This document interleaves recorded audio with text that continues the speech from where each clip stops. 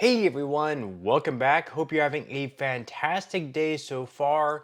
So, according to a new report, Social Security beneficiaries are losing nearly $400 each month. We are going to be covering what this report says, but before we go ahead and dive into the main content of today's video, if you would like to receive up to $200 in free stock or $200 in free cash, in a pinned comment below, I will be leaving a link to Robinhood. All you have to do is once you click on that link is just sign up for a free account and then simply link your bank account. You do not even have to make an opening deposit. At that point in time, Robinhood will be sending you one free stock worth all the way up to $200. And if you'd rather just have the cash, all you have to do is once you receive the free stock is just sell it for what it's worth and then transfer the cash value right back to your bank account.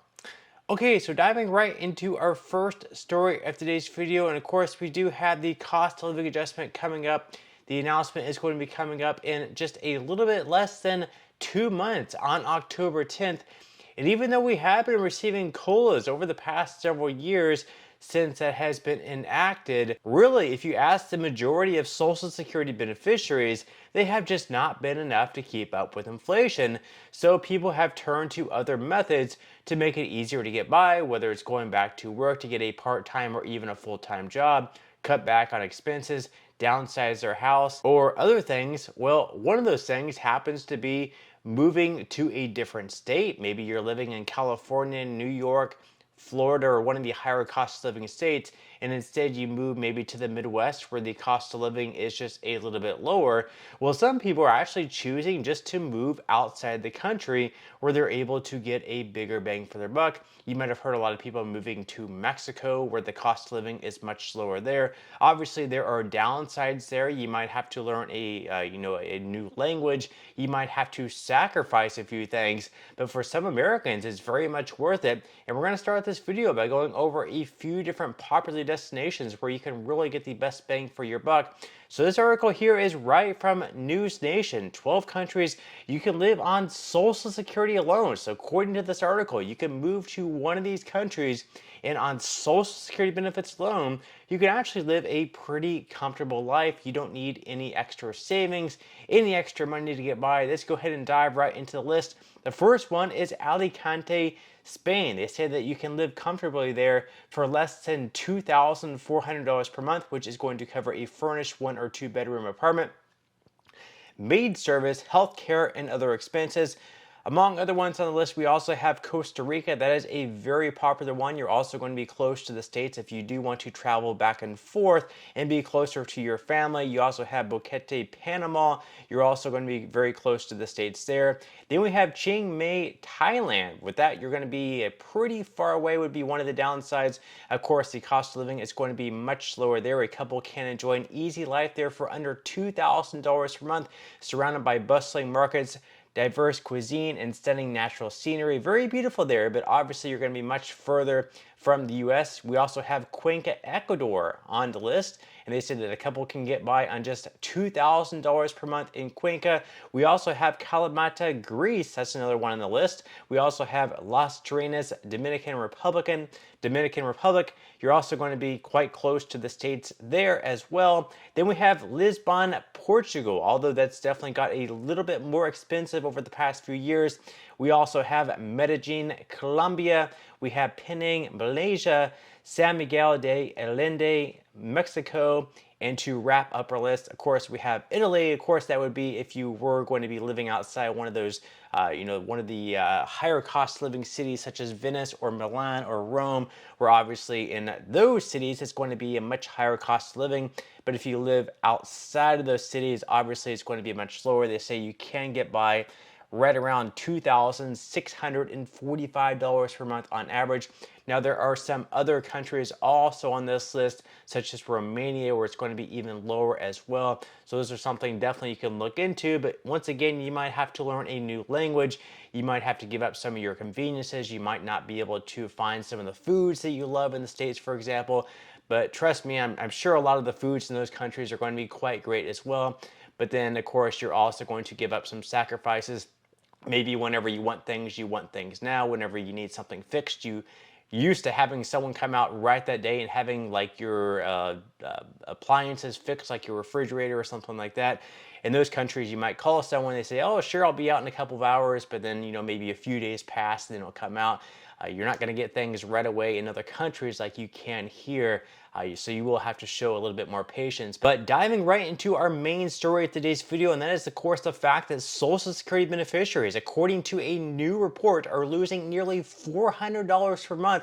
We're going to be covering why, what exactly this report is saying. So according to Newsweek, seniors could be losing nearly $400 each month in their Social Security payments. A new report from the Senior Citizens League said Social Security beneficiaries have long complained that their monthly benefits do not accurately account for inflation, despite the Social Security Administration implementing a cost of living adjustment each year to reflect inflation. Many recipients say they have lost their buying power because of unsatisfactory increases. A new report from the Senior Citizens League found that Social Security payments have not properly accounted for actual inflation in roughly 8 of the last 15 years. The league also said that the current monthly Social Security payment is on average $370 less than what it should be. That means seniors have lost 20% of their buying power since 2010 based on their monthly checks, and the current COLA calculation relies on the Consumer Price Index for urban wage earners, which critics have long said does not accurately measure inflation's impact on healthcare and housing. Seniors typically feel that type of inflation at a disproportionate level. And obviously that is a huge issue, because if you're supposed to receive a cost of living adjustment each year, which is supposed to keep up with inflation, but each and every year you're being shortchanged on that, then that's going to be a very big problem. Maybe you won't feel it the next year or the year after that, but after, let's say, 5 years, 10 years, 15 years, or 20 years, you're definitely going to begin feeling it, because in years where you're supposed to receive $1, but you're only receiving 95 cents, over time that's certainly going to add up. Getting shortchanged, let's say, a certain percentage per year, that is certainly going to add up, and what you're able to purchase, let's say 10 years ago with your Social Security, is not going to be able to purchase the same goods and services as it once purchased.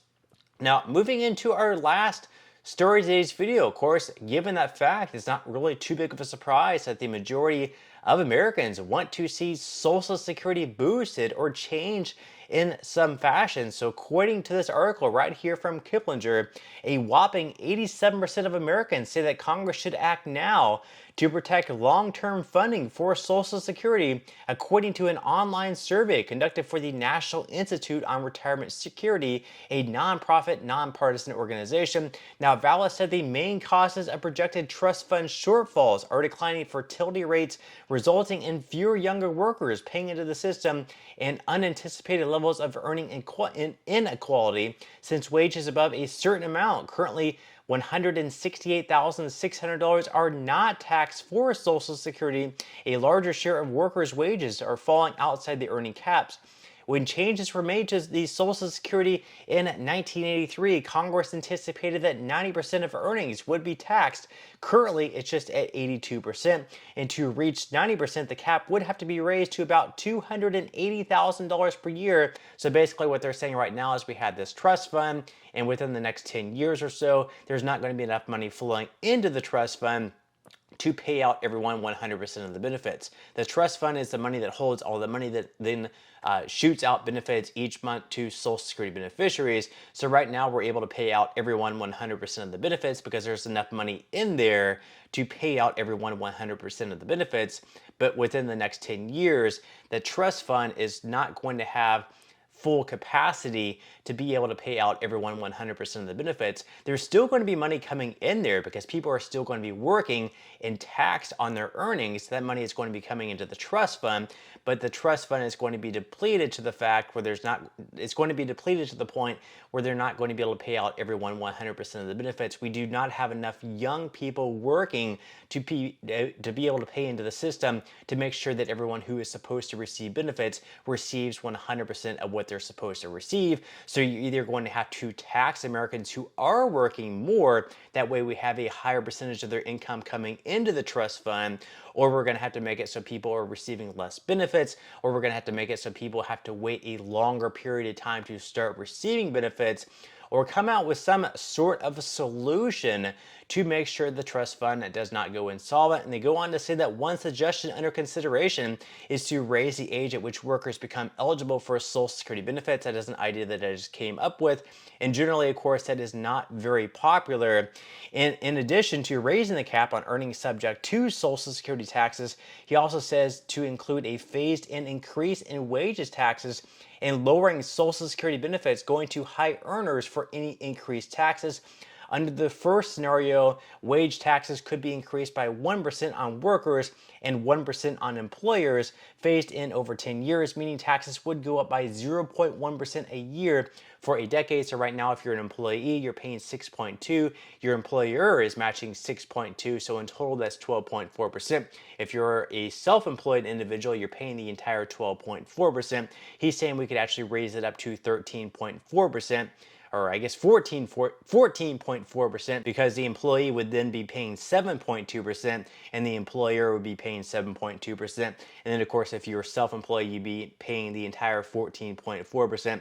So those are just some different ideas out there. Obviously, people want to see Social Security change for the better, to see increased benefits, or something along those lines. But it looks like within the next 10 years, things could actually take a turn for the worse if they don't make sure that there's enough money in the trust fund and flowing into the trust fund to make sure, at least, at the very least, that people are receiving what they should be, and we don't have to cut benefits across the board by, let's say, like 18, 20, 25% for everyone, which would be absolutely devastating. But leave your thoughts and comments below. How would you like to see Social Security improve within the next few years? What would you like to see Donald Trump or Kamala Harris push Congress to do if they become the next president of the United States? But that's all we have for today's video. I certainly hope you enjoyed and found value out of it.